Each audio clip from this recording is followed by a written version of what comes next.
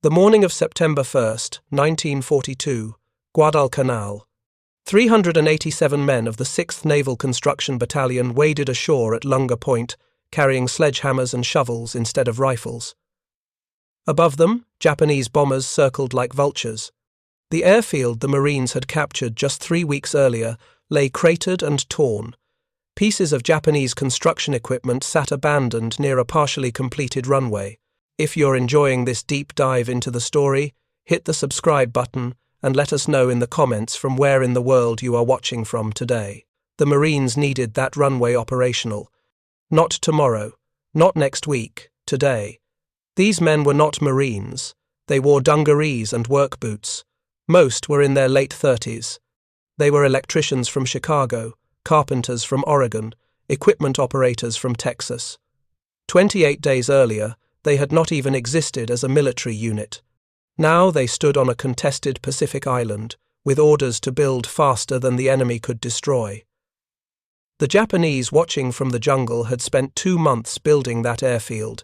They used 1,400 construction troops with shovels and hand tools working around the clock. They believed it would take the Americans at least that long to repair what their bombs had destroyed. This belief would prove catastrophic. Within 48 hours, the Seabees had Henderson Field operational. Within a week, they had built a second fighter strip 1 mile to the east.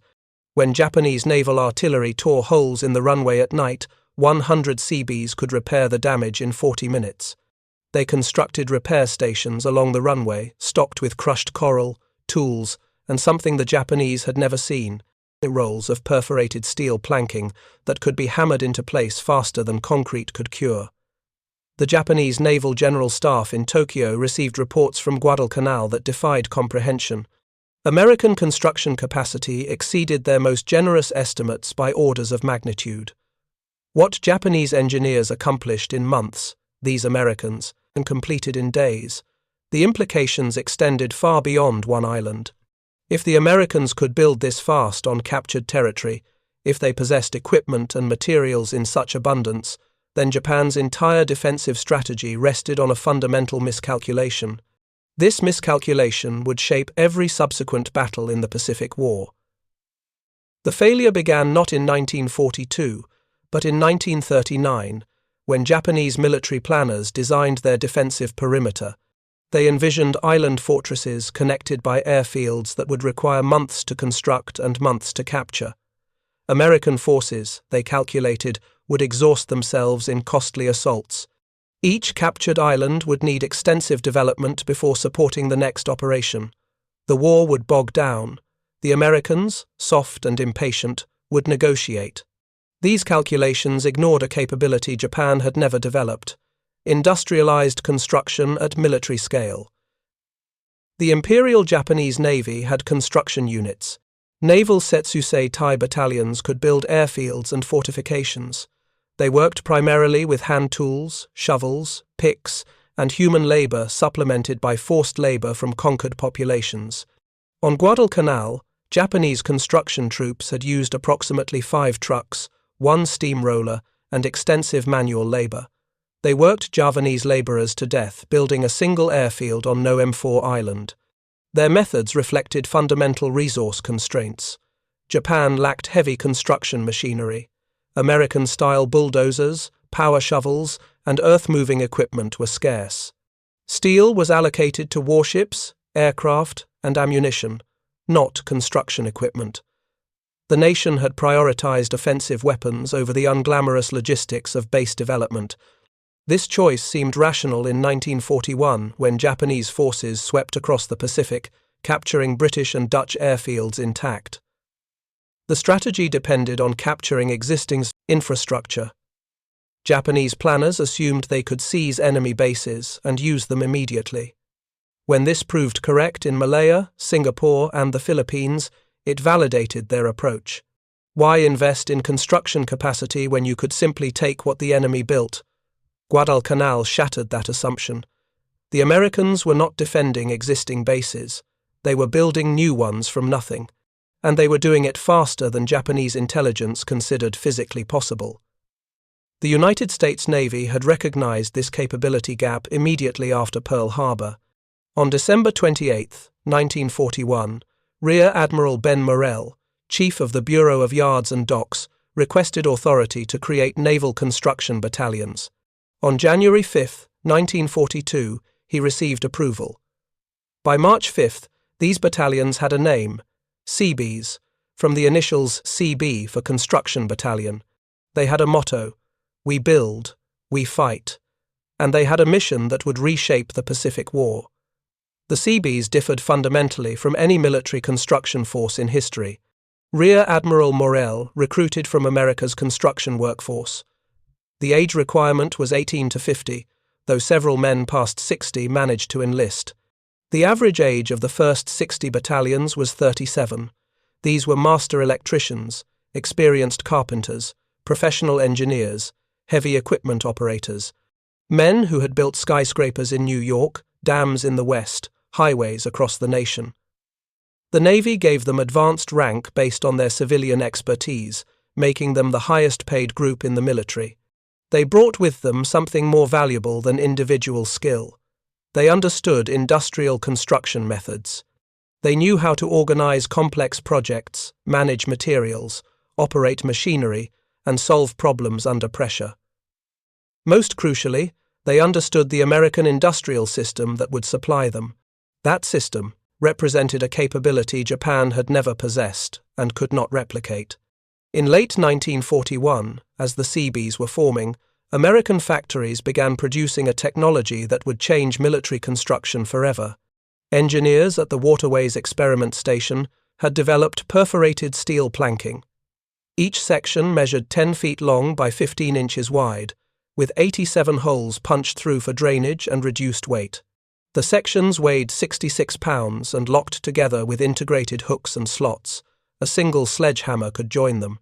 The technology had a name, Marston Mat, after the North Carolina town where it was first tested. In November 1941, before Pearl Harbor, a 3,000-foot runway had been constructed using Marston Mat in 11 days. General Hap Arnold called it the year's greatest achievement in aviation warfare. By the end of World War II, American factories would produce 2 million tons of steel matting. A complete airfield could be carried in a single Liberty ship cargo hold and made operational 72 hours after unloading. The Japanese had nothing equivalent. Their construction relied on crushed coral, gravel, or concrete. Coral required time to locate, excavate, and distribute. Concrete required cement, which required shipping. Both required extensive manual labor. The Japanese could build adequate airfields given time and resources. What they could not do was build fast enough to matter in mobile warfare. This disparity became evident on Guadalcanal. While Seabees repaired bomb damage in 40 minutes using Marston Mat, Japanese engineers needed 3 hours to make inadequate repairs at forward bases using traditional methods. A carry-all earth mover could move as much soil as 180 Japanese service troops. One American bulldozer could accomplish the grading work of hundreds of laborers with shovels.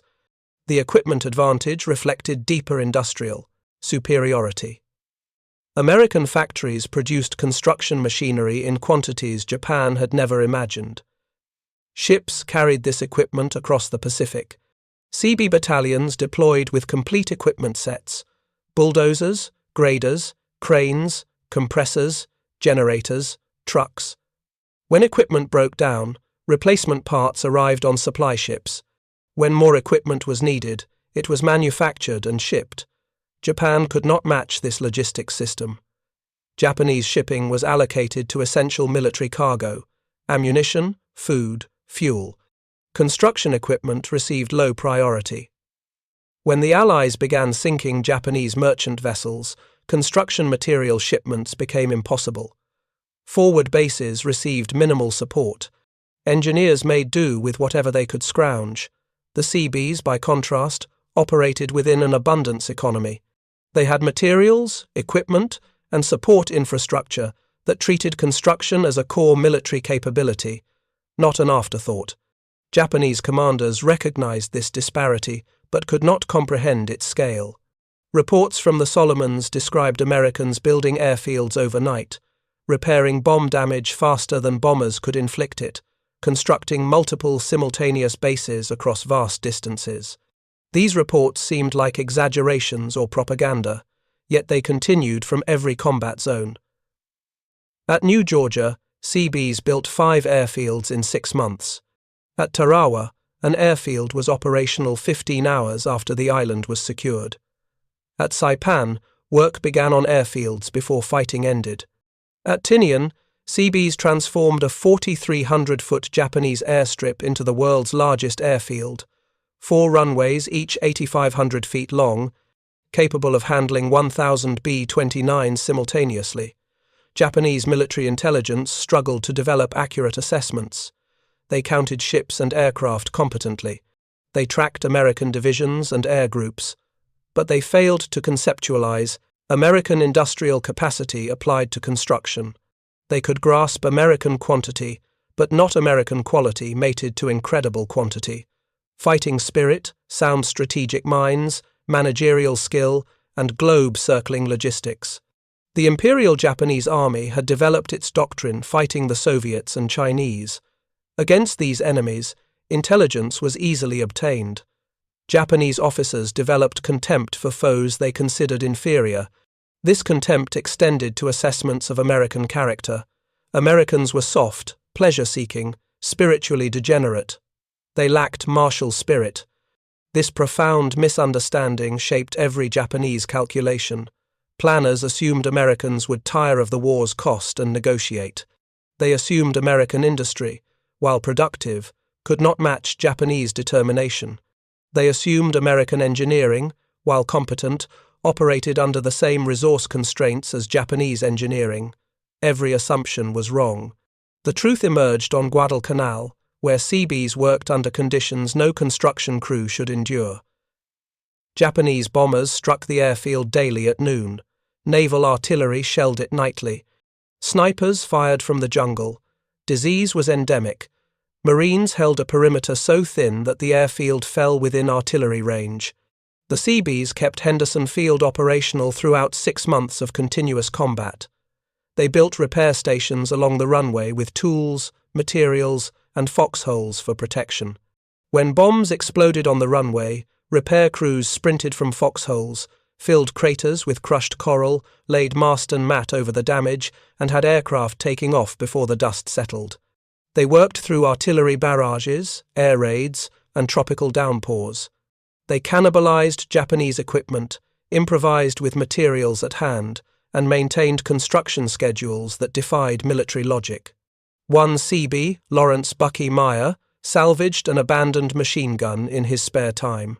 On October 3, 1942, he used it to shoot down a Japanese Zero, making a strafing run. He received the Silver Star. 13 days later, he was killed when Japanese naval gunfire struck the gasoline barge he was refueling. This was the reality Japanese commanders could not process. Americans building under fire. Americans dying while operating bulldozers. Americans treating airfield construction as combat operations because that's exactly what they were. By late 1942, Japanese naval intelligence acknowledged a crisis. American construction capability far exceeded pre-war estimates. The defensive perimeter strategy depended on Americans taking months to develop captured bases. Instead, bases became operational in days or weeks. The tempo of American advances accelerated beyond Japanese planning assumptions. Commanders in the field sent increasingly desperate requests for construction equipment and engineers. Tokyo could not fulfill these requests. Shipping losses prevented delivery. Industrial capacity could not produce adequate machinery. Training infrastructure could not create enough skilled personnel. The gap widened with every island battle. While Seabees deployed with full equipment sets, Japanese construction units worked with hand tools. While American supply ships delivered materials on schedule, Japanese garrisons subsisted on whatever vessels evaded submarines. While Seabee battalions rotated through combat zones maintaining institutional knowledge, Japanese engineers died defending positions they had built. At Rabaul, the major Japanese base in the southwest Pacific, commanders watched American air power expand from bases that materialized across the Solomons. At Truk, the Gibraltar of the Pacific, Planners recognized that American airfields were isolating them. At every Japanese headquarters, intelligence officers confronted the same problem. How do you defend against an enemy who can build faster than you can? Destroy? The answer, increasingly evident, was that you cannot. Not when the enemy possesses industrial capacity an order of magnitude greater than your own. Not when the enemy treats construction as warfare. Not when every captured island becomes an operational base before you can organize a counterattack. The Japanese General Staff had developed detailed intelligence on American naval construction. Documents captured at Midway revealed plans for advanced base development. Radio intercepts provided ship movement data. Reconnaissance flights photographed American installations. Intelligence officers compiled reports, analyzed photographs, and calculated construction timelines based on their own engineering capabilities. Every calculation proved catastrophically inadequate. The problem was not insufficient data. Japanese intelligence officers were competent professionals who gathered extensive information. The problem was conceptual. They analyzed American capabilities through a Japanese lens, using Japanese engineering standards as their reference point. They could not imagine construction methods fundamentally different from their own. Consider the mathematics. A Japanese construction battalion of approximately 1,400 men, working with available equipment, could complete a basic airfield in 60 to 90 days under favorable conditions. Intelligence officers calculated that American units of similar size would require comparable time. They adjusted for American material abundance, estimating Americans might work 20 to 30% faster with better equipment. The 6th Naval Construction Battalion had 387 men. They made Henderson Field operational in 48 hours. This was not 20% faster. This was not even twice as fast. This represented a capability differential so vast that Japanese planners had no framework for understanding it. Their engineering assumptions, their logistical calculations, their strategic timelines, all became meaningless. The technology differential extended beyond mast and mat. Seabees battalions deployed with equipment Japanese engineers had never seen in such quantities. Carry-alls that could excavate and transport massive amounts of earth. Bulldozers powerful enough to clear jungle and level terrain. Portable generators providing electricity for night operations. Compressors running pneumatic tools. Cranes lifting materials impossible to move manually. All of this equipment arrived on cargo ships specifically configured for construction support. On Espiritu Santo in the New Hebrides, Seabees built what became the second largest American base in the Pacific.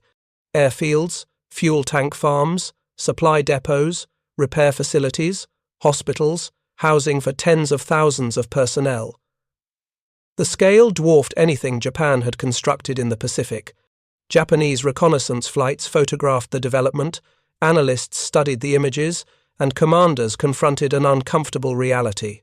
The Americans were building an entire advanced base infrastructure faster than Japan could deploy forces to threaten it. At Effate, Seabees pooled resources with Marines and Army engineers. Together they possessed 1 crane, 10 trucks, 2 motor patrol graders, 1 pull-type grader, 7 bulldozers of various sizes, and 1 scarifier. This equipment inventory, modest by American standards, exceeded what most Japanese construction battalions possessed. With these tools, they cleared, grubbed, and graded a 6,000-foot runway, 350 feet wide, surfaced with finger coral. Japanese engineers observing from nearby islands had built similar runways using months of labor. The Americans completed theirs in weeks. The Seabees' civilian construction background provided capabilities military training could not replicate. When materials were unavailable, they improvised. Electricians mate Ernest Scheffer designed coke bottles to work as insulators when proper equipment was unavailable, hanging them from wire loops hooked onto clamps. When lumber was scarce, Seabees fabricated structural components from salvaged Japanese materials. When heavy equipment broke down far from supply bases, they machined replacement parts using whatever tools they could improvise. This problem-solving mentality reflected decades of civilian construction experience. These men had worked on projects where delays meant bankruptcy, where improvisation was standard practice, where the job got done regardless of obstacles. They brought this mindset to military construction, treating impossible deadlines as challenging but achievable. The Japanese military culture operated differently. Orders flowed down rigid command hierarchies. If you find this story engaging, please take a moment to subscribe and enable notifications. It helps us continue producing in-depth content like this. Initiative was discouraged. Improvisation suggested inadequate planning. Engineers worked within established procedures using approved methods. When situations deviated from doctrine, response was slow. American construction progressed through controlled chaos. Seabees units identified problems, developed solutions, and implemented changes without waiting for approval from distant headquarters. Rear Admiral Morel had deliberately created this flexibility. Civil Engineer Corps officers commanded construction battalions, but those officers trusted their experienced enlisted men to make technical decisions. A master carpenter knew more about building structures than most officers. An experienced equipment operator understood his bulldozer's capabilities better than any manual described. Seabees exploited this expertise.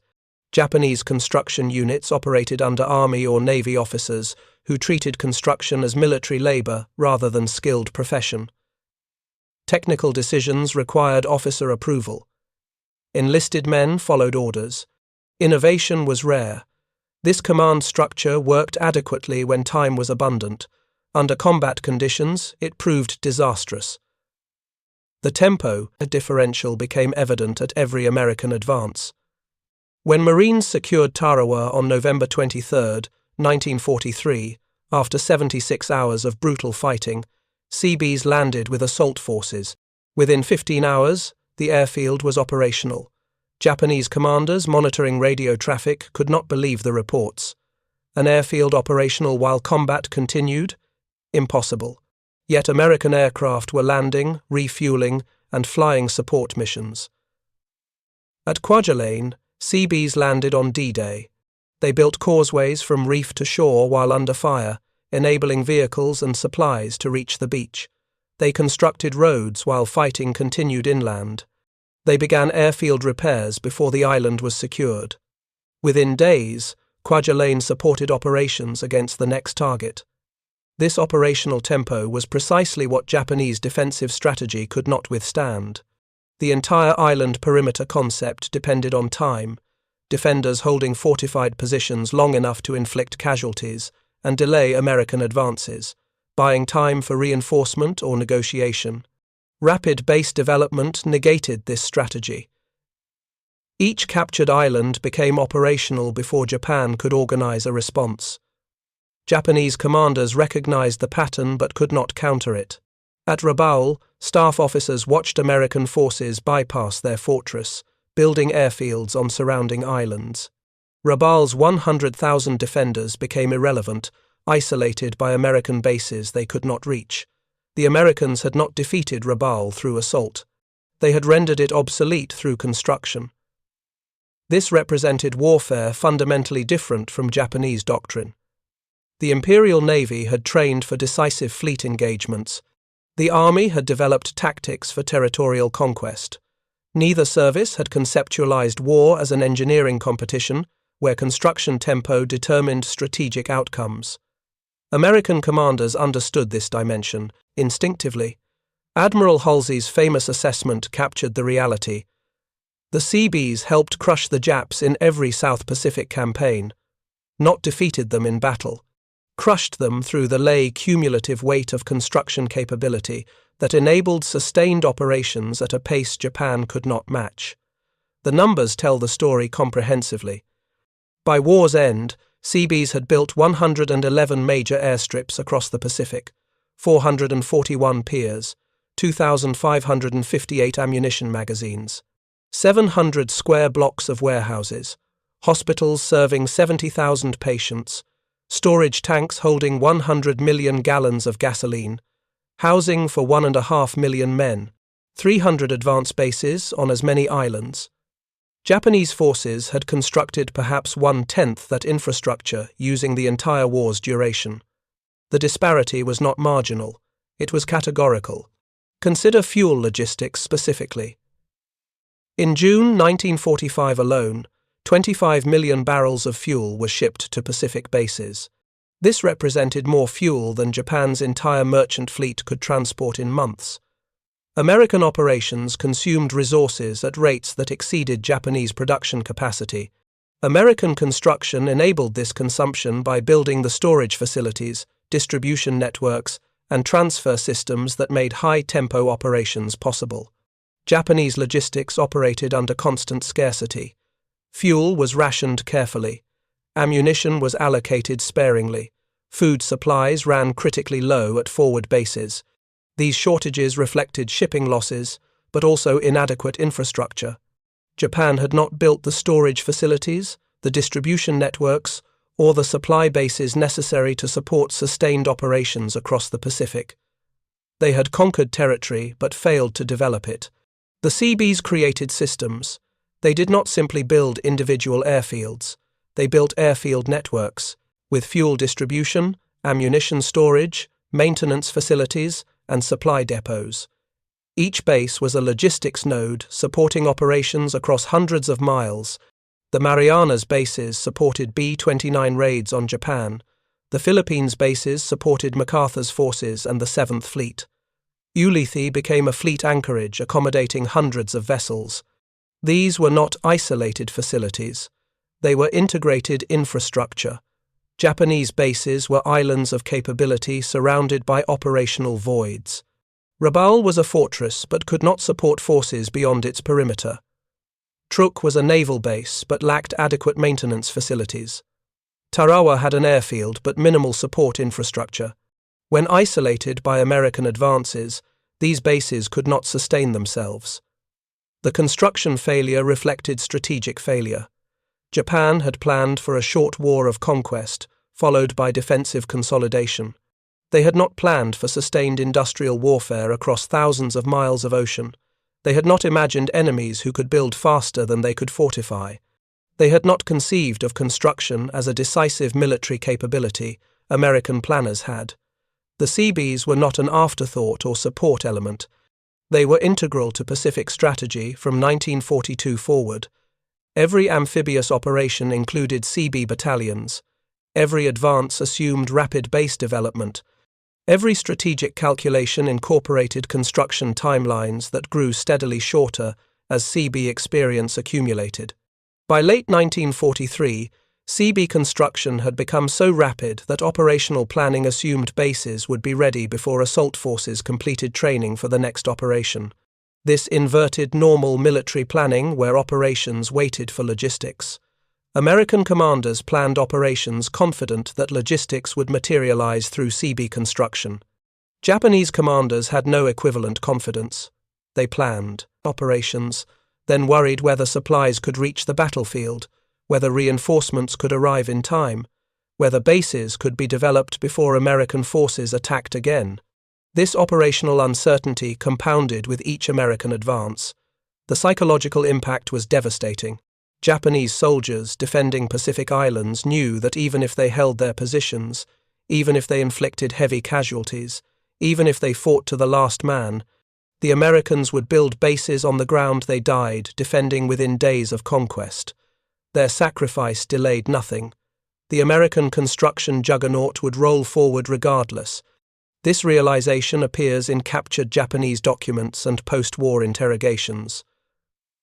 Soldiers described the futility of destroying American airfields that were operational again within hours. Officers reported the impossibility of stopping American advances when each captured island became an operational base immediately. Commanders acknowledged that Japan could not win a war against enemies who could build faster than Japan could destroy. The realization crystallized at different moments for different commanders, but the pattern was consistent: disbelief, then shock, then resignation. On Bougainville, in November 1943, Japanese artillery observers watched from jungle concealment as the Seabees landed at Torokina. The Americans came ashore carrying sections of pressed steel runway surfacing. Within hours, Bulldozers were clearing jungle. Within days, an airstrip was taking shape. Japanese gunners fired artillery salvos at the construction site. The Seabees took cover during bombardments, then returned to work. Damage inflicted at night was repaired by noon. The airfield became operational on schedule. Japanese commanders on Bougainville had prepared defensive positions, expecting months before American air power could threaten them from the beachhead.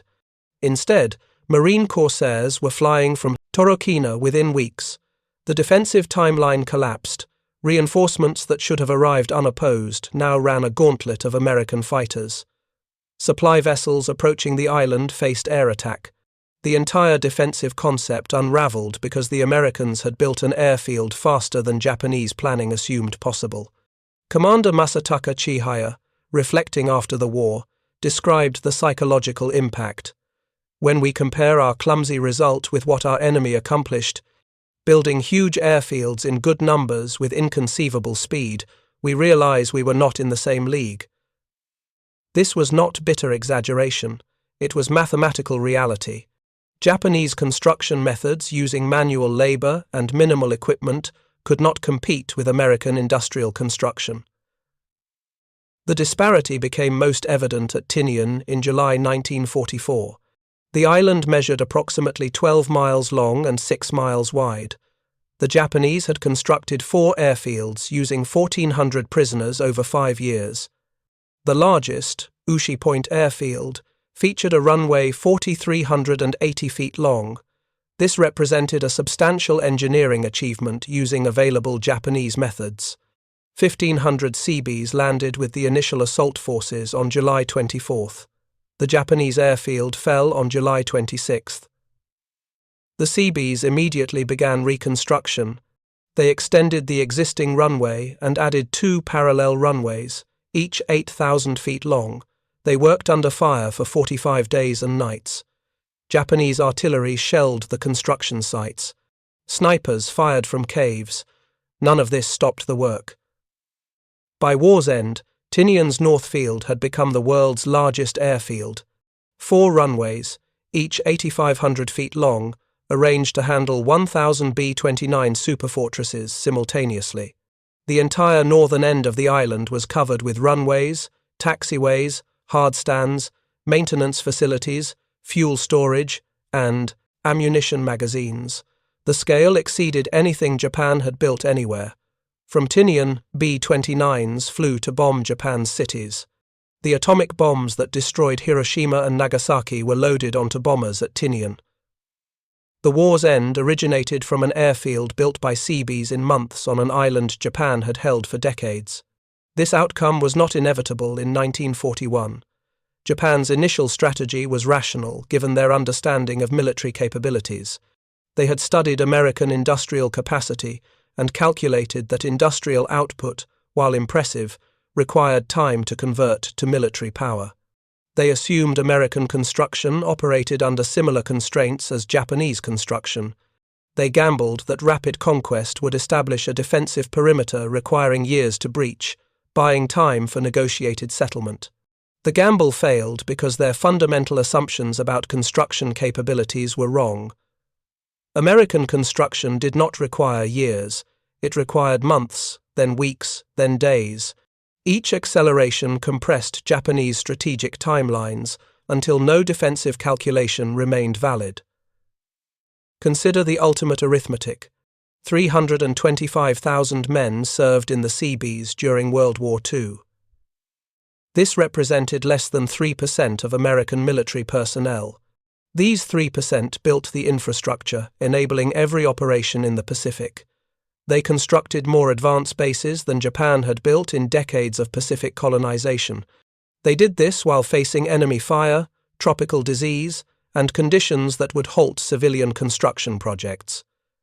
Japanese forces, by contrast, allocated construction responsibility to combat units. Infantry battalions dug fortifications. Engineers built defensive positions. Naval construction units worked when shipping could deliver them and supplies. No dedicated construction force existed comparable to the Seabees. No doctrine existed for treating construction as combat operations. No institutional culture valued builders as warriors. This organizational difference reflected deeper cultural and strategic differences. American military culture valued specialization and professionalism. The best carpenters should build, the best fighters should fight, and both roles deserved equal respect. Japanese military culture emphasized warrior spirit above technical skill. Combat was honorable, construction was labor. This cultural bias meant Japan never developed construction expertise as a military capability. The consequences extended beyond individual battles. At Okinawa, the largest Pacific amphibious operation, 16,000 Seabees and Army engineers landed with assault forces. Once the island was secure, 95,000 construction troops would transform Okinawa into a massive staging base for the invasion of Japan. Airfields capable of supporting 4,000 aircraft were under construction when Japan surrendered. Japanese commanders on Okinawa fought knowing their sacrifice would not prevent this development. American construction would proceed regardless. The island's defenders could delay but not stop the transformation of Okinawa into an American stronghold. This knowledge affected morale, tactical decisions, and the ferocity of defensive operations. Soldiers fought not to win but to impose costs, hoping cumulative casualties would break American will. The strategy failed because American will was not dependent on casualty ratios. It was sustained by visible progress toward victory, progress measured in bases built, islands secured, and miles advanced. Every Seabee construction project demonstrated American power and Japanese impotence. Every airfield built on conquered territory proved Japan could not defend what it had conquered. The psychological dimension of Seabee operations deserves emphasis. Japanese soldiers watching from caves or jungle positions saw American construction proceed with mechanical inevitability. Bulldozers clearing jungle, graders leveling earth, trucks hauling materials, cranes lifting equipment. All of this machinery operated by men in work clothes who seemed indifferent to artillery fire and air raids. The construction continued through rain, heat, and combat. Nothing stopped it. This relentlessness broke Japanese morale more effectively than casualties. Death in battle was comprehensible. Defeat, despite courage and sacrifice, could be honored, but futility destroyed meaning. Watching Americans build on ground you failed to defend stripped away the narrative of glorious resistance. The construction sites were monuments to Japanese strategic failure, visible daily from defensive positions. Commander Okumiya's post-war assessment was devastating. The Pacific War was started by men who did not understand the sea, and fought by men who did not understand the air. He might have added it was planned by men who did not understand construction. Japan's entire defensive strategy assumed construction timelines that American capabilities rendered obsolete. The failure was not primarily about equipment or materials, though American advantages in both were overwhelming. The failure was conceptual. Japanese planners could not imagine warfare where construction tempo determined strategic outcomes. They understood naval battles and ground combat.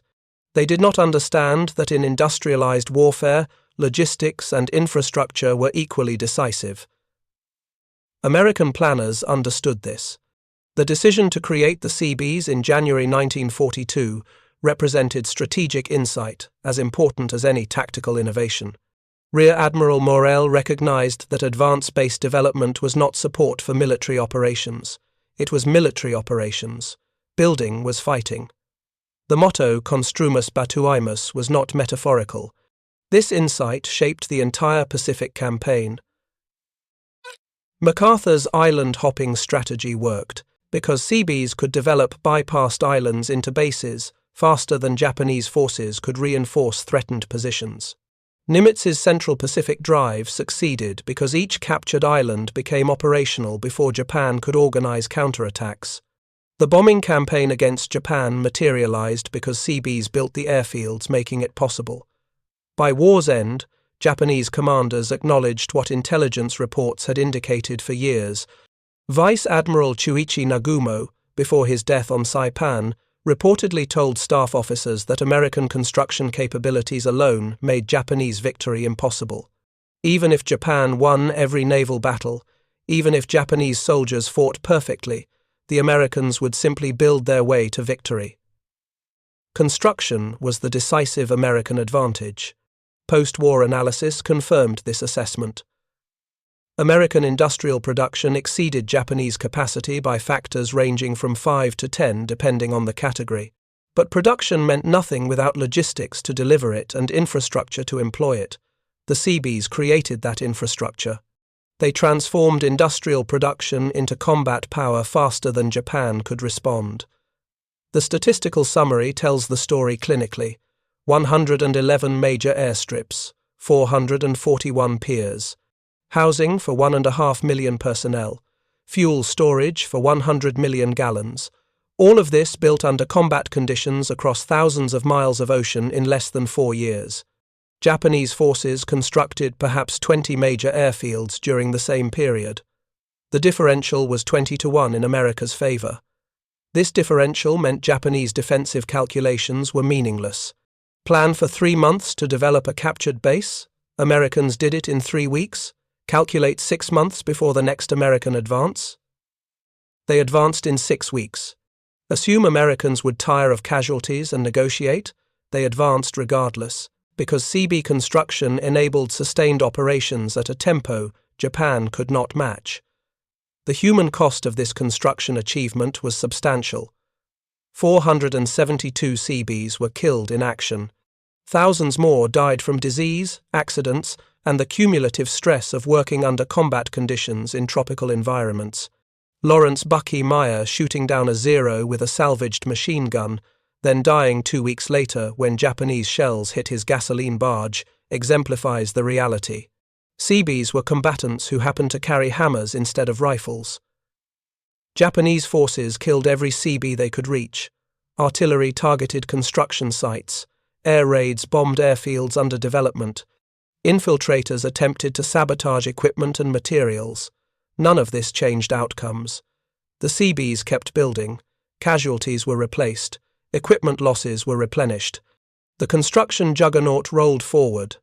At Iwo Jima, the final and most difficult test, Seabees faced conditions that should have halted construction indefinitely. The island was volcanic ash and rock. Japanese defenders had prepared for months. Artillery and mortars registered every potential construction site. 3 airfields needed to be repaired and expanded under fire. The Seabees landed on D-Day. They built while Marines fought yard by yard up Mount Suribachi. They constructed while Japanese artillery fired from caves. By March 16, 1945, 10 days after the island was declared secure, the first B-29 made an emergency landing at Central Field. Over the next 5 months, 2,400 B-29s would make emergency landings on Iwo Jima. Each aircraft carried 11 crew members. The Seabees construction work saved approximately 26,000 airmen's lives. Admiral Halsey, speaking of Iwo Jima's 3 airfields, said of the Seabees, "If necessary, they'll build another island and put 4 or 5 airfields there." This was hyperbole, but the sentiment was accurate. American construction capacity seemed unlimited. Japanese commanders had no counter to unlimited capability. The war ended in August 1945. Japan surrendered unconditionally. Among the factors cited by Japanese leaders explaining the decision was the impossibility of continuing resistance against enemies who could strike from bases that materialized across the Pacific. American strategic bombing, enabled by Seabee construction, had devastated Japanese cities. American submarines, operating from advanced bases, had destroyed Japanese shipping. American ground forces, supplied through bases built under fire, were poised to invade the home islands. Every dimension of American military power depended on infrastructure the Seabees had built. The legacy extends beyond World War II. The Seabees became a permanent component of American military capability. They participated in Korea, Vietnam, every subsequent conflict. The concept that construction is combat operations, that builders deserve warrior status, that infrastructure development is decisive military capability, all became doctrine, but the legacy's deepest meaning relates to the lesson Japanese commanders learned too late. In industrialized warfare, production capacity matters less than the ability to employ that capacity.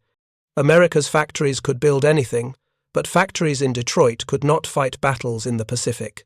The Seabees transformed industrial production into combat power by building the infrastructure, connecting factories to front lines. Japan had factories. They had engineers. They had soldiers willing to die.